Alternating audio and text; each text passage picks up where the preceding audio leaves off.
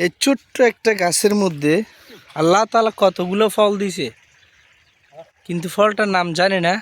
কি গাছ কি ফুল বা কি জিনিসটা আমি জানি না, তবে ছোট্ট একটা গাছের মধ্যে অনেকগুলো ফল ধরছে। আর এটা হচ্ছে আমাদের সৌদি আরব জিদ্দায় একটা ছোট্ট একটা খাল। এই যে খালটা,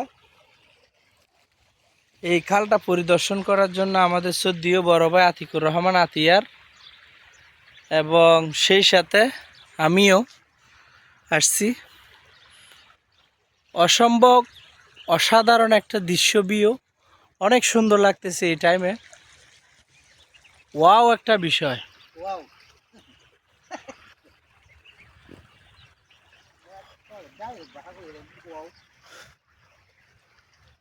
অসাধারণ লাগে জায়গাটা।